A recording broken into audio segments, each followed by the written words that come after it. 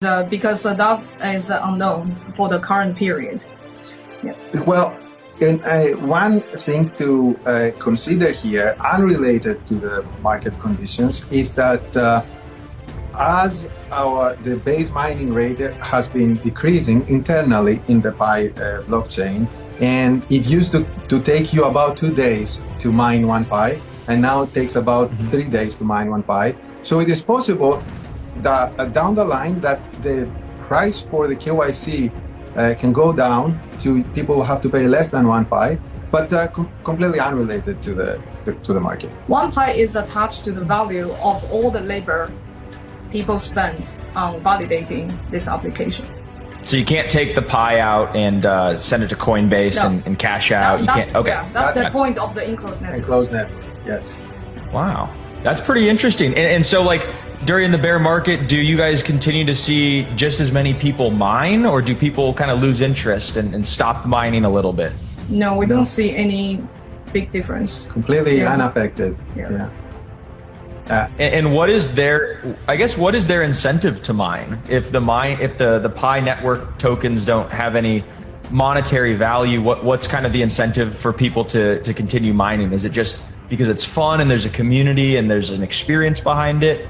Or, because I always viewed, like, you know, the incentive for people to stake or people to mine is because they could earn an income from it. Yeah, I think it's more of like we have the vision of building a utility-based ecosystem, and to really crack utility, it's not Rome is not built in one day. And to build a real ecosystem, you need a lot of infrastructure, and you need a lot of attempts to try what it will stick and what is the real use cases. And along the journey, in addition to mining, we also educate our community about the way to achieve long-term vision. And also, in essence, our network is free to join to start, and more fair distribution. Unlike many other conventional way in crypto that tokens are sold, we never sold any token, and 80% are for the community and the network. So it's basically a more fair participation into this ecosystem, to build the ecosystem together. It's not just, we are not just we provide the thing for the community. It's all, the core team is only one participant of the network, and every user and member and developer have their responsibility to contribute to the network to build. And this network and ecosystem cannot be built in one day. And that's the mentality, and that's the spirit of Pi community. How long do you think it'll take? Is it like a 10-year, maybe a 20-year plan for this to kind of, come to fulfill the grand vision? Or is it closer than that? I think it's hard to say, but for the next 3 or 5 years, I think even for the general crypto industry, is to figure out and overcome a lot of obstacles for the industry as a whole, and obstacles for a specific project. For the industry itself, it has knowledge obstacle. How do people perceive cryptocurrency and the industry? There's a lot of disinformation and misinformation. How do we remove those? And then there's also the regulation obstacle, meaning that we need more clear rules.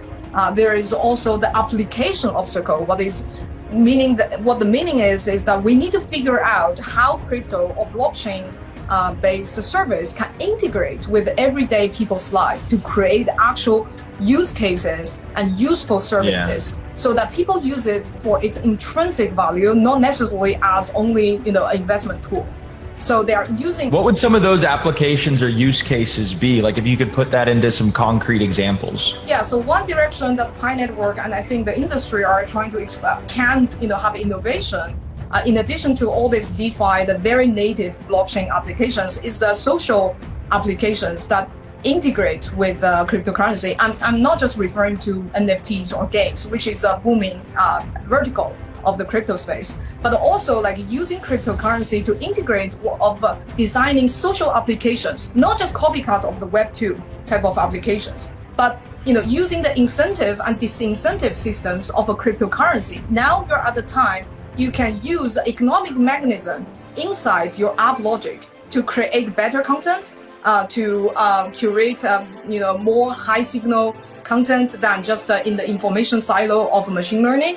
And you can also, use this cryptocurrency as a mechanism to motivate and mobilize and leverage the crowd wisdom. Just like our KYC application is an example of, leveraging the power of the crowd in order to scale certain services. Like this type of applications is, I think, for the next 3 or 5 years that the industry can explore, and it will have true innovation instead of a copycat of Web2 or just, very finance related, and to explore different type of verticals of applications and utilities. And this is what Pi is trying to do, given that we are already at the advantage of having a big social network to start with. Yeah. So what do you kind of think of Elon Musk buying Twitter? And I just asked this because he tweeted out and was talking about, he goes, myself buying Twitter kind of expedites the timeline for X, the Everything app. And the Everything app is supposed to have, a crypto wallet integrated with it, and work and play and social and all this kind of stuff, along with payments. And it kind of sounds like that could be maybe even a competitor to Pi Network. Is that how you guys think about it? We don't see things as competitor. And this is so new. This is so new industry. Every type of innovation is welcome. And also the fact that, I don't know what Elon Musk thinks about this, but the fact that he, have Twitter and then also interested in crypto as demonstrated. The fact that these two, social network and also crypto, merged together seems to be in line with what I was describing just now.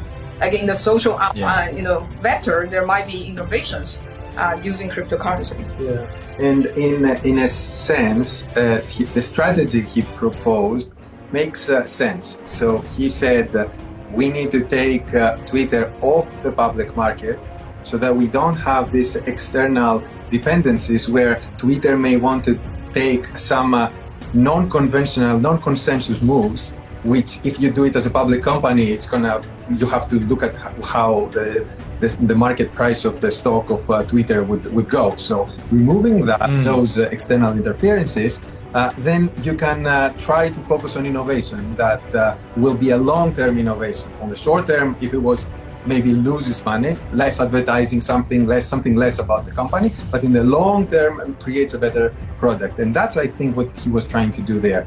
In a sense, this is similar to our strategy for enclosed network. So we have the enclosed network right now to completely eliminate all the possibilities of people trying to use Pi for quick success of X, of Y, of Z, and focus on long-term utility, long-term usefulness for the world. Mm-hmm. And all the I love it. Yeah, and all these social applications, it's not something that you try it once, it goes very viral. It takes so many attempts. That's what I meant by attempts. So many iterations, so many different versions, how to integrate it. And the more developers join the space to give more attempts, the higher chance the whole industry are going to actually find the real utility that every day you hear drivers talking about, I'm using this thing in crypto-based service for this social experience instead of just only on exchanges. Yeah, no, it reminds me of I watched this documentary actually about Elon Musk and starting SpaceX, and he iterated many times on the rocket ship to have, consumer flight. But he blew up the first 3 rockets on accident, right? So nothing's ever perfect the first time. But if you want to have true long-term sustainable innovation, I also love the analogy of, him taking Twitter off the public market, because the things that he'll do to that company after he purchases and go private, he will have if he still had public board members and public shareholders to a fiduciary obligation to them, the experiments that he would run and the innovation, while it might, affect the stock price negatively, it could actually be long-term, a net benefit. And it's pretty clear that that's what he's going to be doing. He's going to be doing a lot of experimental, fun, innovative things, a lot like what you guys are doing with the Pi network. And so I'm excited to see how everything turns out. I'm excited to download it and get Pi mining myself here. So guys, I really appreciate you coming on to the Crypto 101 podcast. If anybody who is listening is interested, they want to learn how to mine Pi, maybe get involved in the ecosystem, where can we direct them to? And we could link some stuff into the show notes. minepi.com. Easy. Minepi.com. Yeah. How'd you guys land on the name Pi? P-I 3.14, right? Yes. Oh, I guess we're all geeks.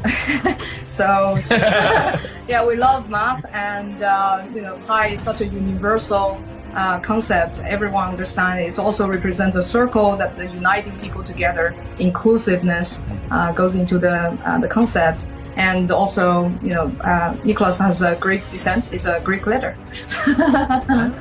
Easy to type it on my Nikolas. It's easy to type it on my keyboard.